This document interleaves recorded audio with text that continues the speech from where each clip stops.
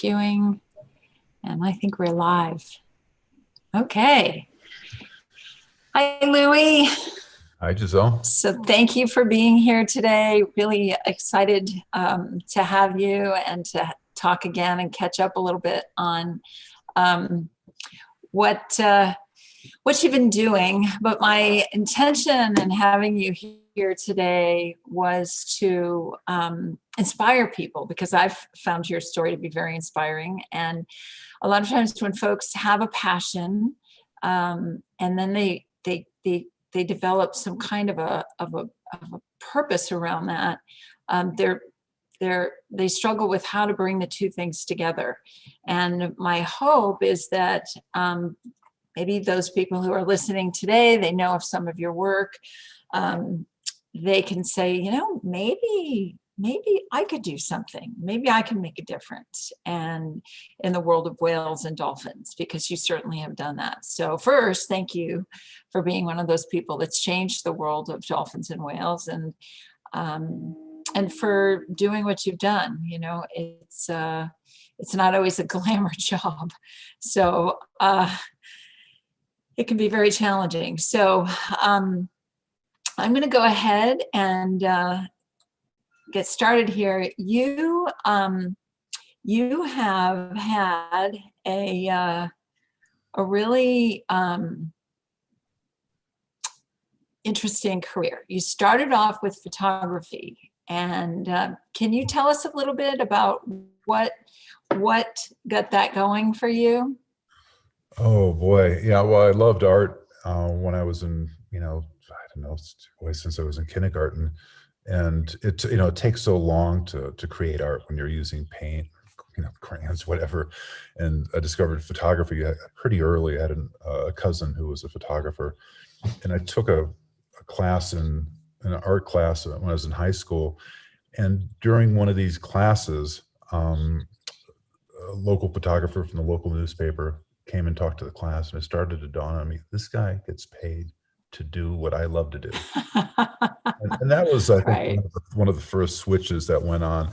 And I came from a little town in Iowa called Dubuque, and the newspaper had a really golden group of photographers. They won a lot of national awards, and I became an intern there.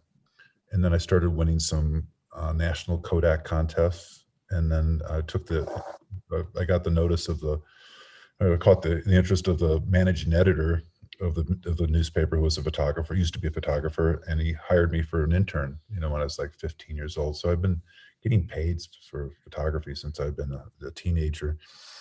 And but I've always wanted to work for National Geographic, and I got an internship at National Geographic, and then proposed a story that they liked, and so I became the first new photographer they hired in over a decade. But I come from a school of photographers that sounds kind of conceited, but it's for better or worse, it's called the concerned photographer. That it's not just taking beautiful pictures, but taking pictures that are impactful, that you have an opportunity to show man's humanity to man, social issues. So we use the same techniques as you do in art, but you use them to try to inspire social change. So the first story I proposed for National Geographic was on garbage. This was in about 1981, I think, is when I began that story. It was at the time, there was only one mandatory recycling program in all of America. There's recycling programs, but mandatory. And I proposed this story, and it became a cover story, several inside pages, 35 pictures, I think. And at that time, National Geographic had about 11 million subscribers, and on average, four people saw each issue. So, well over 15% of America saw that issue. And I'm not saying because of that one article, it's provoked or inspired a revolution, but it became, part of the chorus. Back then it was National Geographic was one of the most popular subscription magazines in the world. And that was pretty landmark, that to see garbage. It really was. Yeah, right. And, so it became, in my memory, it became the most viewed, or I say the most what they say, it polled the best in the readership surveys for the year. So the National Geographic Wow. hired me. And then, essentially, uh, it was the best job in the world at that time, but it was a very lonely job. You're off around the world, you're having these experiences, but for the large part, you're experiencing by yourself.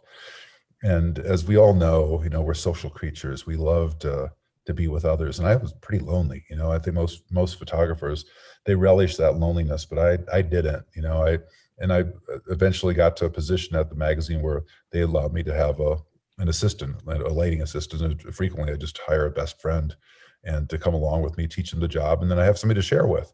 Mhm.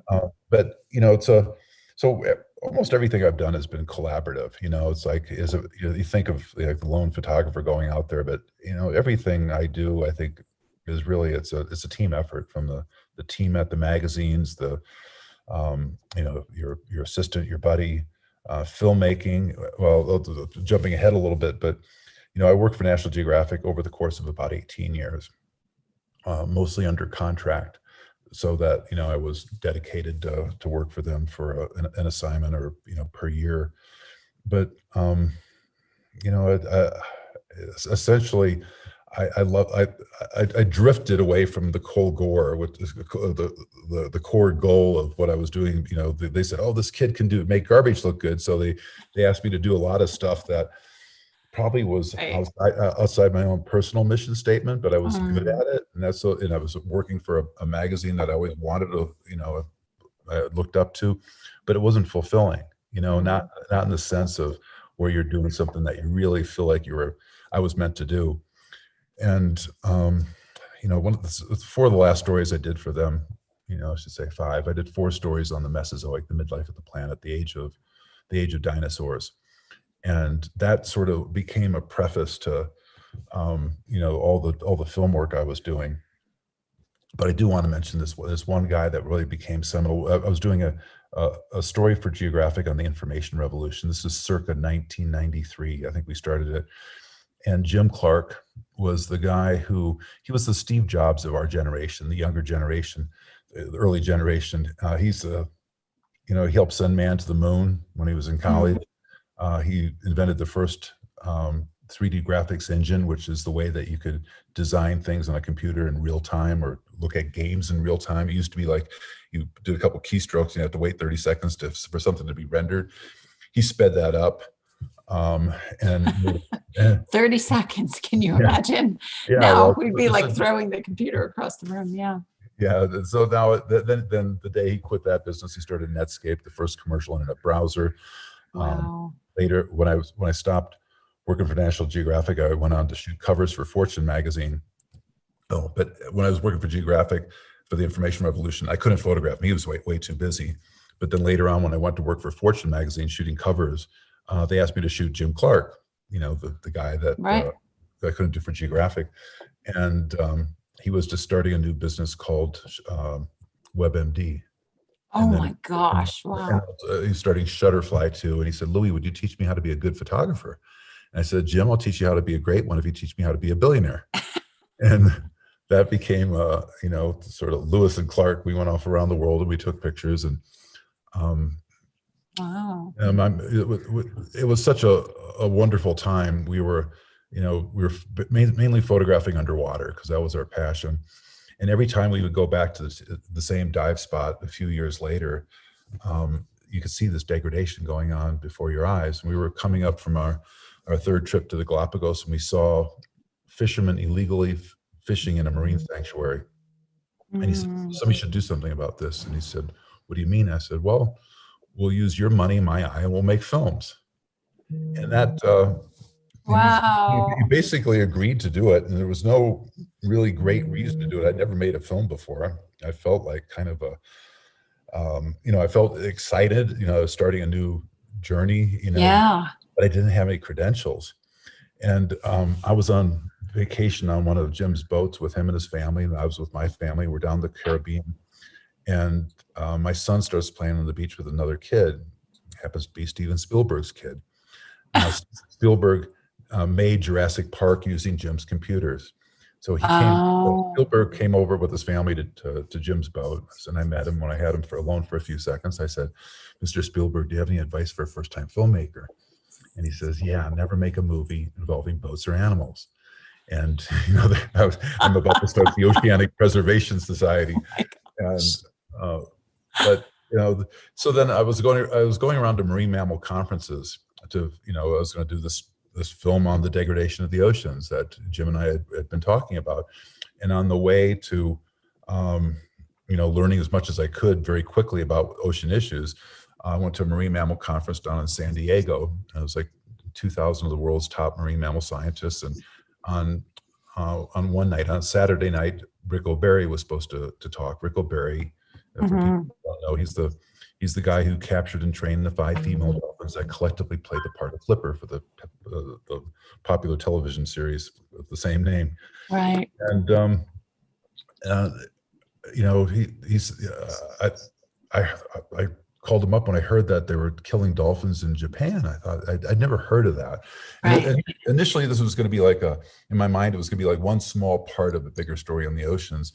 And he said, "Well, you want to come over? I'm going next week." And I said, "Well, you go and I'll catch up to you." And I said, so he went to Japan, and I, basically took a crash course on how to make a film, a 3-day crash course. Oh my, a real serious 3-day crash course on how to make a film.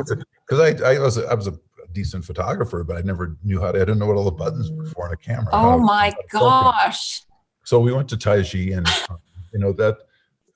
that became, that became, the Cove, really. And, I was struggling to, how do I take this big story, like on the oceans that Jim kind of had trusted me to do, and make it so that it's, people feel like it's not just a, like a Nova documentary. I mean, Nova docs are great, but they're not known for great stories. They're really subjects. There's a saying in the documentary business: a good documentary tells, a great one shows. And it's really difficult to show because it takes more time. It takes more, it's usually personality driven. And Rick O'Barry was like the perfect subject. This guy had a, there's the poster for it. Rick O'Barry was an amazing creature. He had this 35 years building up trying to tear down a business they spent 10 years trying to build up, and his story was really incredible. And back then I was just hoping that we could get the film made and somebody would see it, and we ended up premiering at Sundance. We won Sundance, the audience award. Had a lot of trouble getting a distributor to get the film because this is 2009. There was a big financial crisis. I think 6 or 7 of the country's biggest distributors went out of business. Wow. And basically, Lynn Lear and Norman Lear. Lynn was on the board of Sundance. She said, "Well, Louie, I know you're having trouble getting the film distributed. Can I show it to some of my friends at my home?" And Lynn, if you don't know who Lynn Lear and Norman Lear is, Norman Lear is probably the most successful television producer in the world. He's executive produced The Princess Bride, one of my favorite. Yes. films. But in their living room was the glitterati of Hollywood.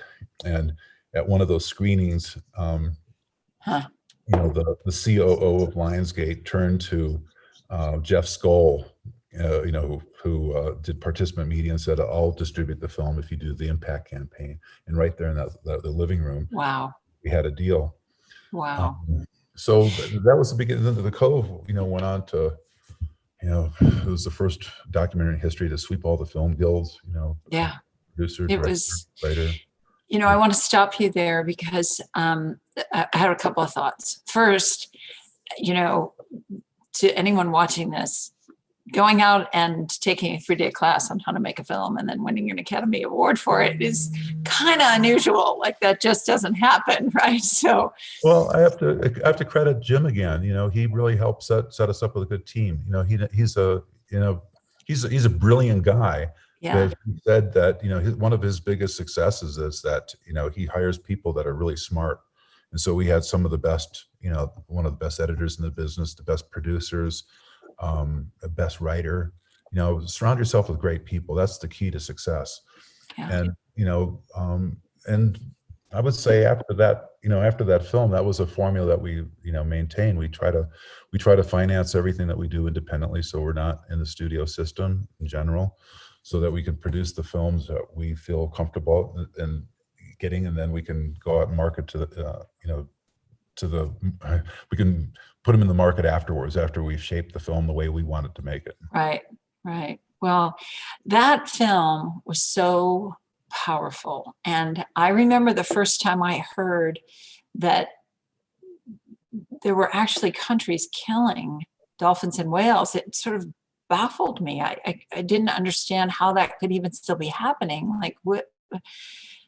That doesn't make sense. And when I watched the film, I had to get up and leave at one point. I, go out in the lobby and cry because it was just so heartbreaking to see. And, but it was powerful. And it was, one of those movies that you watch and you think, what can I do? How can I, how can we make a difference here? And so it was really a powerful film. And if anybody watching this hasn't seen it, you gotta watch it. It's very good.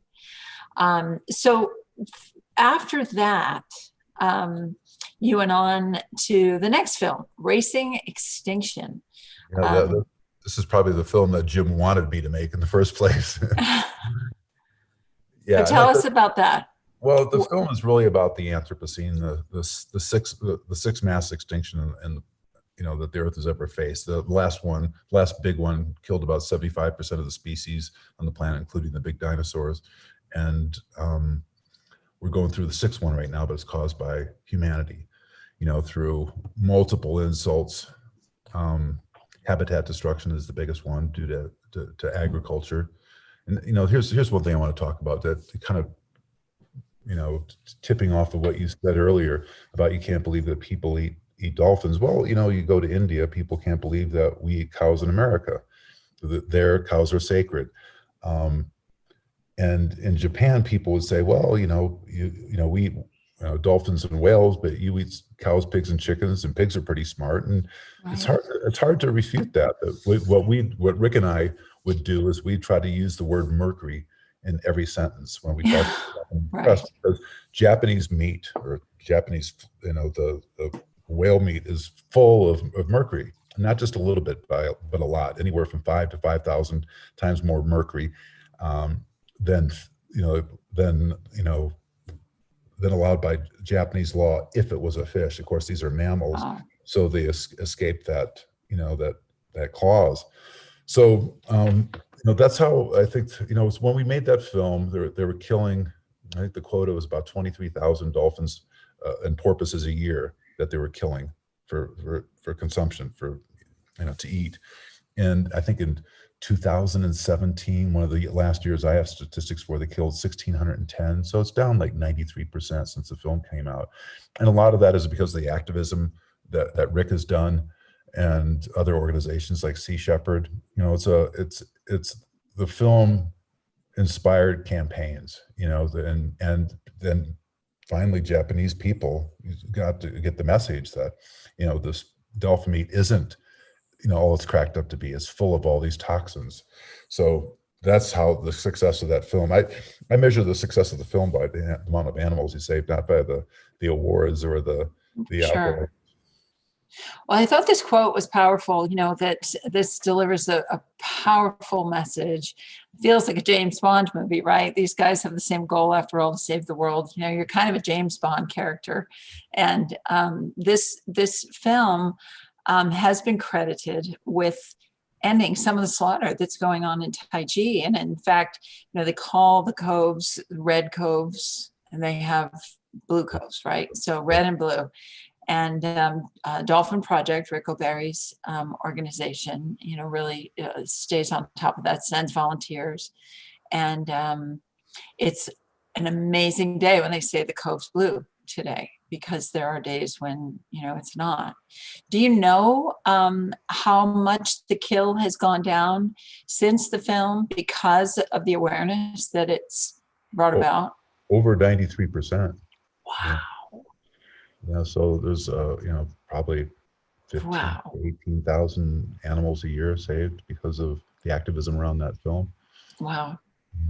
Would you say that that had more of an impact than Racing Extinction did because it was honed in on a particular place? Or has Racing Extinction also had similar impacts in different markets? Well, I mean, that's very difficult to say. I mean, there's so many ways um, to talk about the metrics of a film, right? Like if it's successful. In Hollywood, they say it's successful if it makes a lot of money. You look at the box office, it's just like Right, box office right. mojo. You look at how much it makes, and that's the barometer for success. We're an impact organization, so we measure impact by how much impact you're doing for the environment. Yeah. Racing Extinction, it helped inspire the Extinction Rebellion. A lot of the people that are in that movement, were inspired by this film. There's laws that were passed in the United States that Mm-hmm. prevent some of the most endangered species from being trafficked because of that film. It's hard to say. We don't have the 36 million people saw the film the first day that was on Discovery Wow. in 220 countries and territories. So the film's been seen Wow. quite a bit. But on the edge of that picture that you're looking at on the screen of the tiger, that's actually a projection from endangered species that we did on the Empire State Building. That's kind of the end of the movie, but Oh, this was kind of like our Batman logo.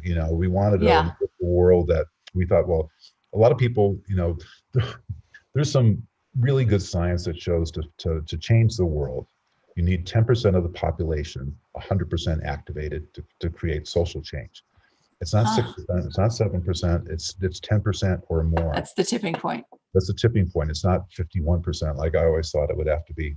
Right. And I called up um, there's a paper called the Science of Social Change, and I called the lead author to get a copy of it because you usually have to subscribe to newsletters to get it. And he sent it to me, and it was mostly math. There was like 3 pages of algorithms, and I called him back and I said, "Can you give it to me in layland?" Layman's terms. Yeah. And he said, "Yeah, it's like if you're trying to create steam, you'll never be able to do it unless you get water to a boiling point, 212 degrees Fahrenheit, 100 degrees centigrade. 10% of the population, 100% committed, is the boiling point for social change." And so, even though, let's say 36 million people saw that film, we knew that we were never going to get the market penetration we did. So with a film, so we did these projections. We projected endangered species on the United Nations and the Empire State Building. We had, I think, 939 million media impressions. So we put like endangered species on the building. And I remember our producer of for Racing Extinction said, "Oh, it's going to be too expensive. We already have a good movie because we did projections on the United Nations." And I said, "We didn't hit the numbers. Like the the New York City police would allow us to have over 2,000 people watch the UN event live because this was on, I think it's First Avenue. It would, this is the day before the big climate event, like 5 or 6 years ago, before the, there's like 600,000 people showed up in New York for the climate march. Mm. Oh, yeah. They thought there was would be like people ransacking the United Nations if we had too many people there. So we were allowed to have 2,000 people there. And I spent 4 years trying to get permission to project on the Empire State Building. This is a funny Oh story. my So, gosh. so now, Wow. so we premiered Racing Extinction at Sundance, and Lynn Lear said, "Do you mind if we show the film in our living room again?" So we showed the film, but at her living room this time, there is this is right before it was COP21, the Paris Agreement, and in the room were 3 of the people from the United Nations and trying to publicize COP21 and they were working with 50 of the heads of the top NGOs, and so there was like the head of the Sierra Club, Audubon, Oceana, and I run an organization called the Oceanic Preservation Society. Mm-hmm. And Lynn Lear, we're at the same living room where we Right. did the Cove. She says she wanted me to come up and talk to the group about Racing Extinction. I said, well, last time we were looking for distribution. What what we're trying to do now is alert the world that there's a mass extinction event going on. And I've been trying to light up the Empire State Building for the last 4 years. So I stood up and said this in this living room. I said, because I figured this is a really powerful group of Yeah, people. right. These are the Said, people. is there anybody here, who has connections with the New York, mayor's office? Because I've been working with the Bloomberg administration, and Bill de Blasio took over. And so I had to start all over again. And Norman Lear, Lynn's, husband, is sitting in the corner of the room and goes, I know Bill. He flew to New York the next day, and then the following day, in my inbox from Bill de Blasio is, an email from him saying, "How do we make this happen?" Oh my gosh! So it really pays to know the right people, right? Yeah, it really wow. does. Yeah. Anyway, so then we had, and again, our distributor said it'll be a non-event. All the important people in the summer when we want to do the projections, we're going to be in the Hamptons or being over, they'll be over in Europe, and media won't be able to pay overtime for the press to show up, so it'll be a non-event. And we had, I think, we had 939 million media views by Thursday. We did this on a Saturday night. Wow. We stopped Fifth Avenue like it was the Easter parade. It was really incredible. Wow. And we thought we couldn't get any more, leverage than that, attention. Yeah. And then the Pope called. No way. Yeah, Pope. Okay. Pope Francis is named after the patron saint of animals, and he wanted us to project endangered species or animals on the Vatican the week of COP21, just to show that there's more at stake than humanity when leaders are deciding. This is a little bit impromptu, but do you want me to show you the video that we did on the Vatican? Yes. Okay, hold on. Can I share my screen? I'd love that. Please. Let me give you the host. Yep. Okay. Let me stand by here. Yep. Okay. You're my host. Okay. So it's disabled. There we go. Okay. Now I'm going to. I did not know that happened. It makes total sense if you think about it. I mean, if people are of faith and they believe that God created everything, then of course he would care about animals too. So why not? Well, remember, he's named after St. Francis. The patron saint of animals. That's pretty powerful. Yeah. Wow. Look at this. This we did with like 50 IMAX style projectors on the Vatican. I'll hit play here. Hold on. Wow.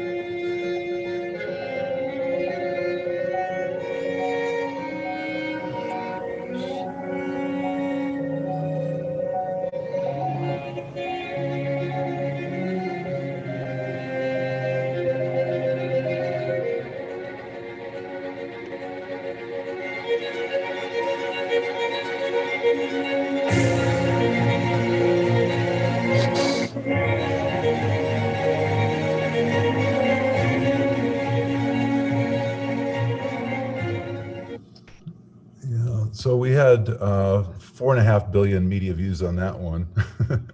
4.5 billion? Billion media views, yeah. And wow. 600 media was there. It was, it was really impactful. That's beautiful. And now, actually, what I'm working on now is when we projected on the UN the first time, we did the Secretariat building in New York is about the same shape as an iPhone. It's real tall. It's like 38 stories tall. We did the North Tower, which is I think it's on Vermont marble, and then the front of the General Assembly building. This time we're going to project on the front of the building facing the East River. And so you have the New York skyline in the background. So Wow. before the next COP 26, I think it is, in Glasgow, we're going to be projecting on the United Nations October 22nd, 23rd, and 24th. I don't think we've told any media that. So there's actually, you're hearing it on this channel for the first time. That's So pretty cool. yeah, so we've been working on that. So we'll have that building for like 3 days, and then we'll have we'll have a chance to not just talk about, whale and dolphin issues, but extinction, what we can do to solve General, climate change. There's a whole host of, global existential threats that we want to reach out and try to communicate and, out to the whole world, Right. So we want to engage 1 billion people so that we can, start having a serious impact on reversing, it won't be just, climate change, it'll be gender equality and poverty, world poverty, because the UN figures we have 10 years to, to be on the road to fixing these problems before it's, we have runaway climate change and issues that are going to be too far down the road to try to back off. It's, preventative medicine is a lot better than, after you're sick trying to heal Recovery. yourself. Yeah. Right. Wow. That's very powerful. Well, to that end, I mean, it's difficult because you have so many different things that you have touched, whether it's whales and dolphins or, manta rays or land animals, all a variety of things. When we're talking to people who are at home and they're watching this and they're thinking, I want to make a difference. And I've got an idea that I'd like to pursue. I have a thought. Before they can get to that, at least, in my little world, there's sort of an aha moment that tends to have to happen, right? And maybe it's happening watching one of your films. And for me, I had an aha moment when I watched The Cove. I had another, Racing Extinction was also a very powerful film, made me aware of some things that I didn't know about. I have to say that your next film, Game Changers, was very much of a confirmation film for me, because I had known some of the things that I learned about in Game Changers more, I learned a little more in depth. But in fact, was it last week? I was talking to someone about plant-based living, and they said, "Oh, my husband's such a big meat eater," And I said, "Okay, I have the perfect film for you. It is, in my opinion, my humble opinion, I have seen a variety of films that advocate for plant-based living from a health perspective, but Game Changers, it did that from a health perspective, but also from a broader conservation perspective." So I would love to. I'm going to just put up the screen for that real quick here. People can see it. And can you give me back screen sharing? Sorry. Here we go. Yep, you're good. Okay. And I've got your screen here. Oh, stop sharing. Okay, got it. There we Is go. that from your recent trip to Baja there? Oh yeah, that was a blue whale from a drone, correct? Yeah. Okay. Oh, I know. I have to make myself the host again. So stand by. You might have to make me the host again. Let me see. No, it says stop sharing. I stopped sharing. Yep. But you're still the host. So I don't know. Okay, so multiple participants. Okay, try that. okay. No, you're still the host. We'll figure it out. Yeah, here we go. Let's see. I don't know. I've never taken it back. Stop sharing. It says stop. I stopped sharing. Well, you might just be the host for the rest of the, Well, the game changers. Let's see, but it's just yeah. it's See a if post. you've got some video from the game changers there, Louie. Okay. Um, You're not looking at my whole screen now, are you? no, I just see you right Okay, now. good. Yeah, well, the Game Changers is about plant-based super athletes. You know, we want to dispel the myth that to be big and strong, to have endurance and virility, you need to eat meat, because that's what guys think. We're marketed to that way, when in fact it's just the opposite. You know, all protein originates with plants. You know, so we took a look at, you know, we followed the stories of several people in the film, but two of them are Patrick Babumi, and one of the, you know, there's a lot of ways that you can measure the world's strongest guy, but Patrick Baboumian broke the record for carrying the most weight for this further than any other human being in history, like 1,255 pounds, about 10 meters. That's like the weight of a horse. You know, we followed Scott Jurek, probably the world's most accomplished ultra runner, both men, by the way, on a whole foods plant-based diet. And Scott, you know, does 100-mile races. He won the Western States like 7 times. This is a 100-mile race. He's you know, he can run he's in a 24-hour period, he ran 165 miles. Unbelievable. You know, so this idea of endurance. He's a machine. Yeah. Yeah. Well, you know, and there's a lot of reasons that a plant-based diet helps an athlete. Of course, now, you know, we know Tom Brady, you know, who's the number one tennis player, Dojovic. I don't know. Doshvek, yes. I think that's how you say it. Yeah.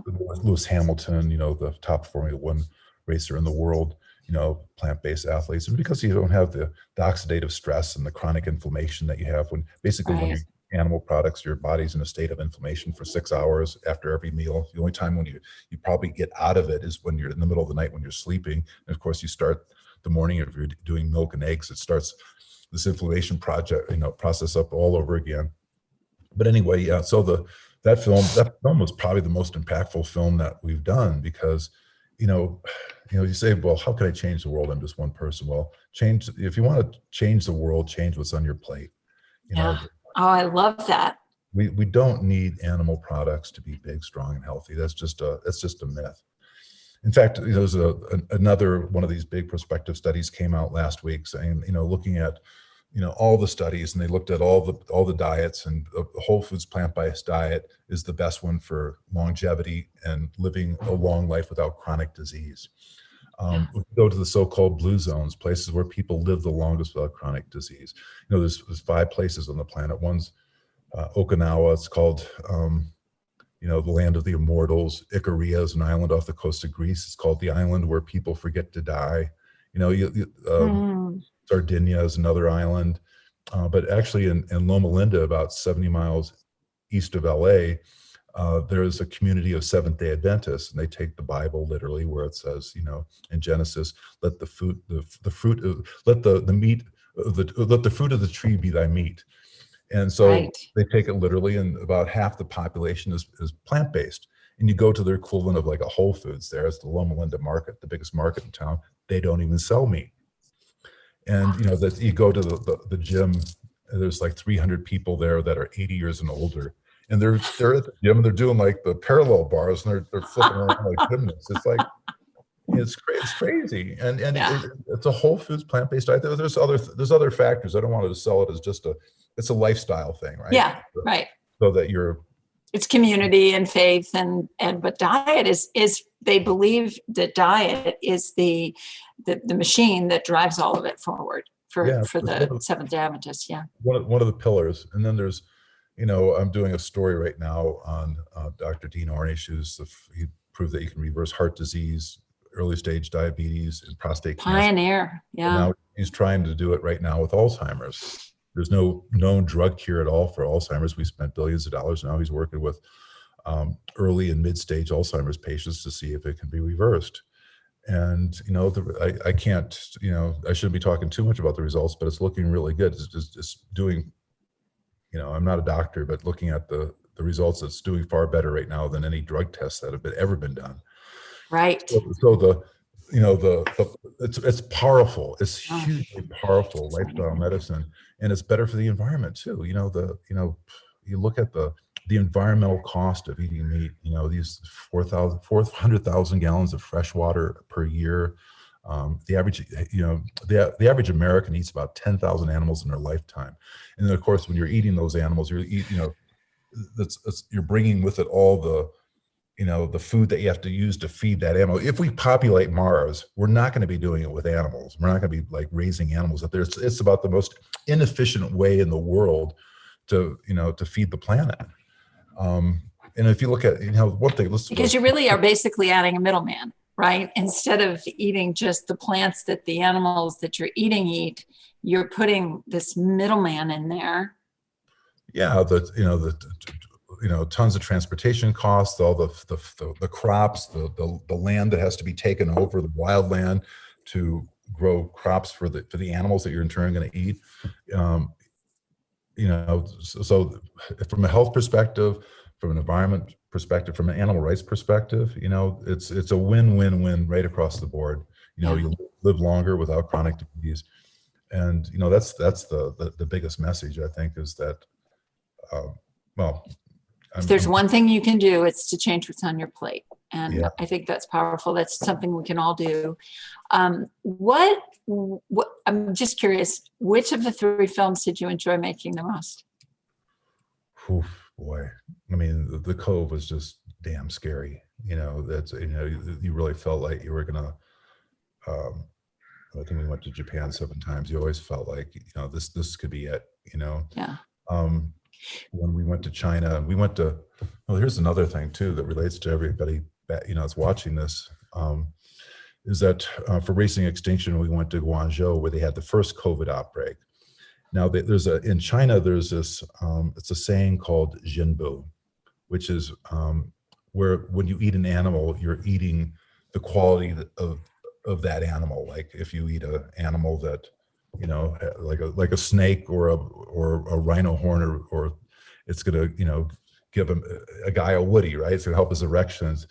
If you eat a bat, it'll help your night vision. This is the theory, right? Right. And so they actually eat bat dung, bat shit, and eat bats with the belief that it's going to help glaucoma or night vision. That's why bats are in the market. That's why coronaviruses are in the market. When we went to Guangzhou, this is after the 2002, 2003 first COVID outbreak, you see these same animals in the market. They're selling rats, bats, cats, dogs, civet cats. And these animals are in cages on top of each other. And there's creates these spillover events where an animal up above it, or, will be defecating or peeing on it, or,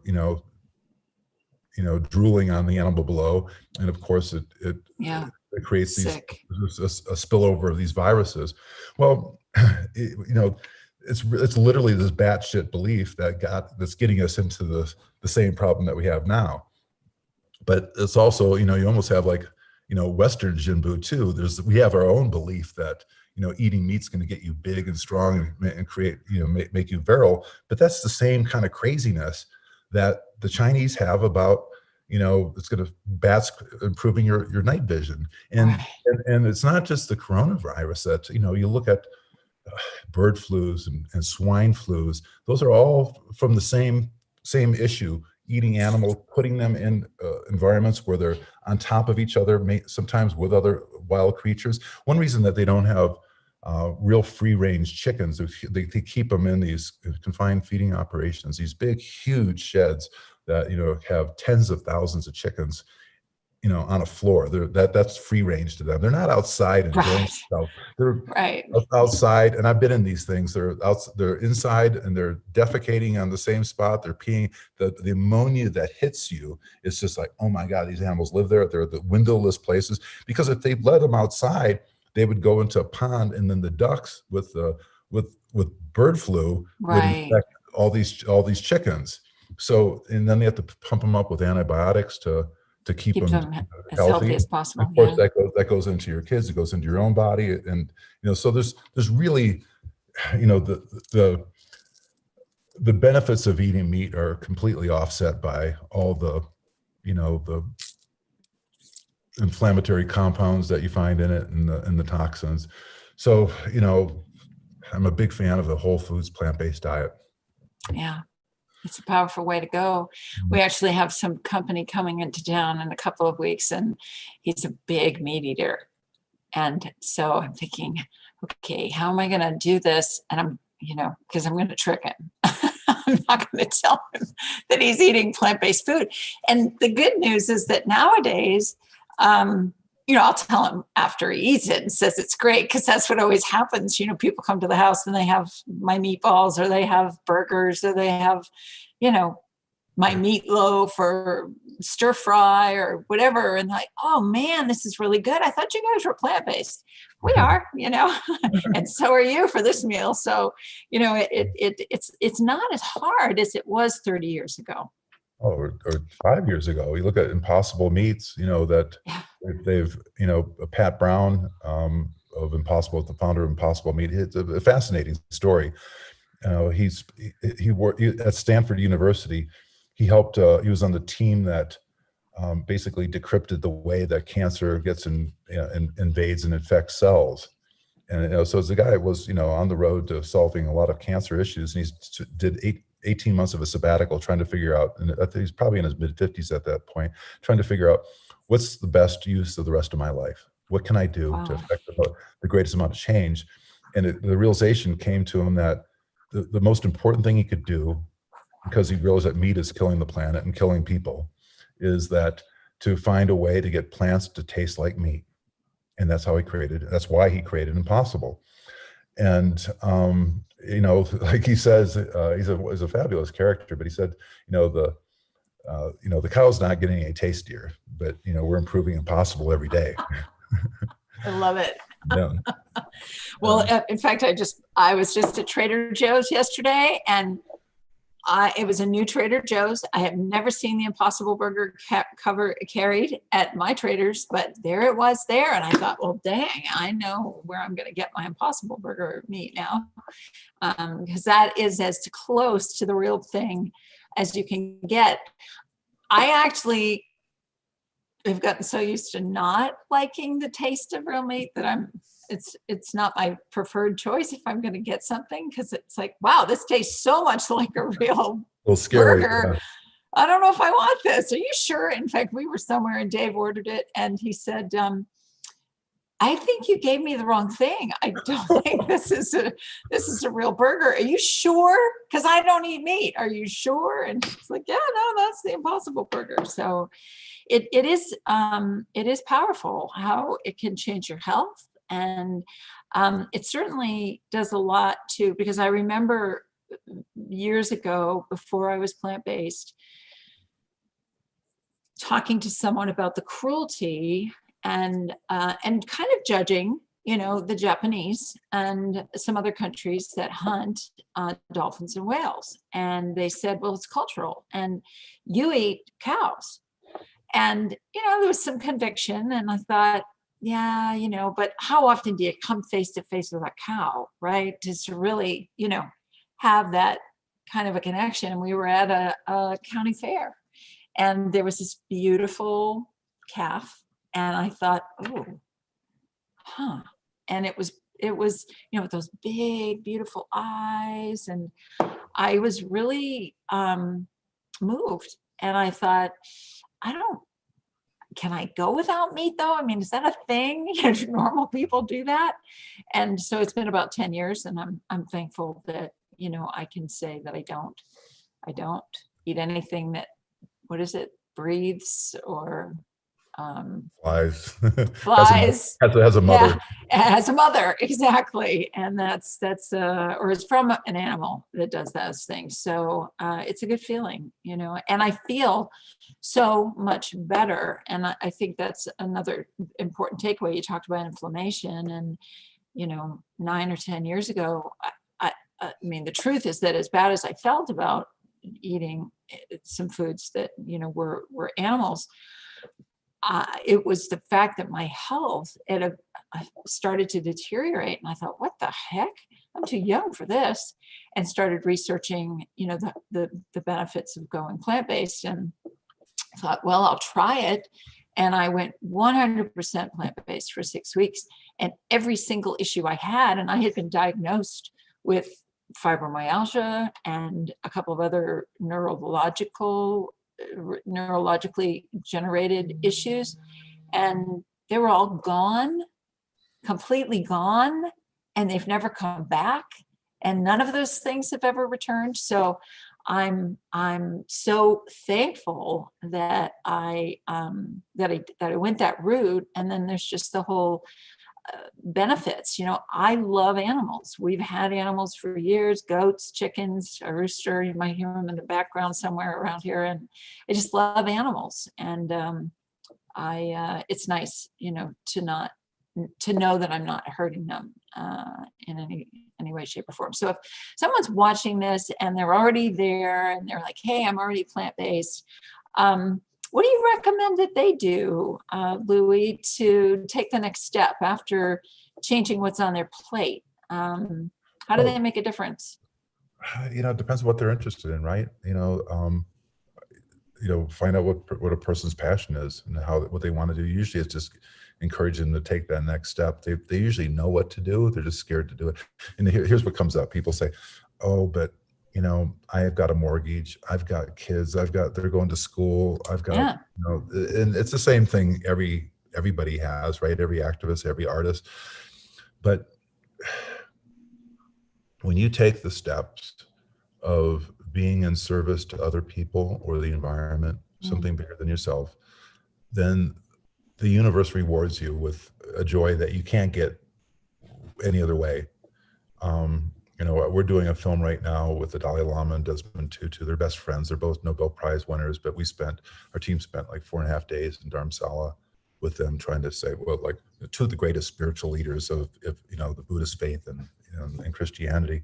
And we asked them questions like, what's the meaning of life? How do you find joy, lasting joy? And, it's universal and is scientifically proven, actually, that when you help other people, it actually changes physically your blood. Lasting changes your blood, not just the way you think and feel, but it changes your blood. It helps your immune system.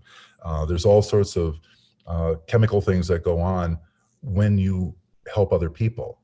So we're built for helping other people. And when we stray from that, and I'm saying this, I'm realizing now it's like my first impulse when I started working for Geographic was, okay, let's help, a civilization by, let's recycle and not throw things away that are, that can be recycled, like aluminum and, right, all these other products. That was kind of like, when I tapped into that, it made me feel good. And then I got distracted, just like anybody else would get distracted with life. But now when I'm coming back to it with our filmmaking, I'm getting that joy, I'm getting that happiness, because it's making a conscious effort, I would say, to be in service to other people more than yourself. That's how you're gonna get. It might not make you rich, like I told, I kind of joked with Jim, they'll teach you how to be a good photographer. Billionaire, yeah. I think about that, and like I feel like a billionaire. I would imagine somebody that has more wealth than they know what to do with. In my case, it's just joy. I enjoy what I'm doing. I like my life. I can't wait to wake up in the morning to do what I'm doing. There's not enough hours in the day, and that's because That's rich, Louie. But you are rich. But the nurses are doing it, the teachers are doing it, and in our culture, our society, we did that. We're screwed up. We're looking at happiness from big car, big house, trophy husband or wife, amazing job, whatever. And it's the wrong way to frame things. If we're looking at it in terms of what we do for others, that's what's going to give us that joy that we're looking for. And it helps you live long. It helps you, your health. It helps you. It helps other people. There's a lot of great reasons for it. Yeah. Someone, I don't know who, but they said it just a couple of days ago. And they said, live in such a way so that when you die, people will notice that you're not there anymore. And, you will have made a change. And I think you're right on the button there when you talk about making a difference. It's by serving others, and we're blessed to do it the way that we do it. And it's a great thing to keep in the forefront of our minds. So I have so enjoyed talking with you. I always do. I could do it for a lot longer, but I want to be sensitive to your time. So thank you for being here today. And when's your next visit down to Southern California? Oof. I'll be coming, as soon as COVID starts to, Yeah. put its tail between its legs, and It's coming. It's coming. We haven't talked, but when we spoke 2 years ago, we had trademarked Dana Point as the dolphin and whale capital of the world. And since then, we pursued a designation from the World Cetacean Alliance. They, along with World Animal Protection, help, have created something called a whale heritage site. And whale heritage sites are locations where there are whale watching companies who have been designated, who've won certification, if you will, as responsible whale watching companies, along with a community of stakeholders. So it has to be more than just a whale watching company. It's a community of stakeholders who hold in very high regard the responsible watching of animals, as well as the care of animals and education about the animals, celebration of the animals. So it's a lot of different things. And they had named Hervey Bay in Australia as the first whale heritage site. That was a couple of years ago. Last year, they named Hermanus in South Africa as a whale heritage site. And this year, Dana Point, California is the first one in the Americas. So we're so excited by that, and I'm really honored. It's been huge. We had ITV here today doing a story this morning out on the boat. And, you always pray that the dolphins and whales will show up when these film crews come, and as Dave says, they come, they're like, okay, ready, cue the whales, and it's like, it's not that easy. They're wild animals. But we did have some gray whales show up right on time, and we had a pod of about 700 common dolphins show up, and then some coastal bottlenose escort them back into the harbor, who were super friendly. So I think they're leaving reasonably pleased, about the whole thing. But so that's exciting. So you have to come down, and we've got a couple of new boats since the last time you were here that are Zodiacs. So we want to, I'll take you out in one of those. Yeah, be really, Dave and I would love to have you and your family come on out and just enjoy some time out on the water, All right. Well, thank you, Giselle. You're welcome. Thank you, Louie. You take good care of yourself. Will do. All right. All right. Cheers. Okay.